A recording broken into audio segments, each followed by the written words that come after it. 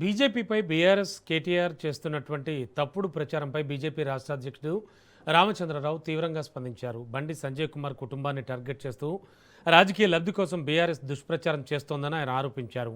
విచారణ పూర్తి కాకముందే కుటుంబాలపై ఆరోపణలు చేయడం రాజకీయ దిగజారుడుతనానికి నిదర్శనమని వ్యాఖ్యానించారు.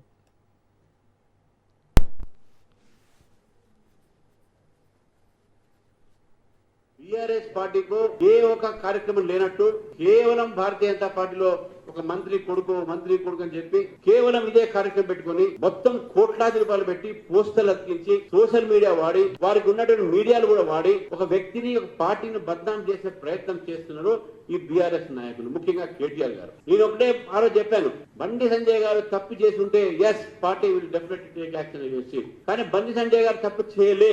బండి సంజయ్ గారి యొక్క కొడుకు ఇంట్లో కుటుంబ సభ చేసి ఉంటే నేను ఒకటే మాట అంటున్నాను, కుటుంబ సభ చేసి ఉంటే ఎస్ అతని మీద చర్య ఉండాల్సి ఉంది. లీగల్ గా చట్ట ప్రకారం ఏ కార్యక్రమం అని ఉండాలి, అవన్నీ కూడా జరుగుతాయి. శిక్ష పడుతుందా చేస్తుందా కోర్టు ప్రాసెస్ ఉంది. అసలు మీ ప్రభుత్వం మీరు కాళేశ్వరం మీద ఎంక్వైరీ పెడితే కోట్లాది రూపాయలు మీరు ప్రజాధనం తినేస్తే దాని మీద పీసీ కోసం రిపోర్ట్ ఇస్తే హైకోర్టు మీరు పోలేదా?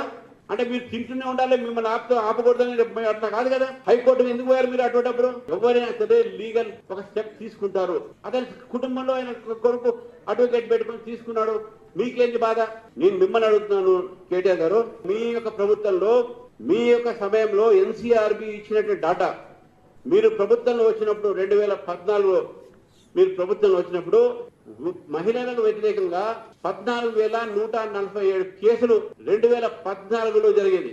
కానీ మీ యొక్క ప్రభుత్వం పూర్తి అయిన తర్వాత 2023లో మీ అయిపోయే వరకు 23,679 కేసులు నమోదైనాయి. అంటే 67% పెరిగినాయి క్రైమ్ రేట్ అగైన్స్ ఉమెన్. ఇది మీరు గుర్తుపెట్టుకోవాలి. దానికి మీ దగ్గర ఉన్నటువంటి సమాధానం ఏంటి?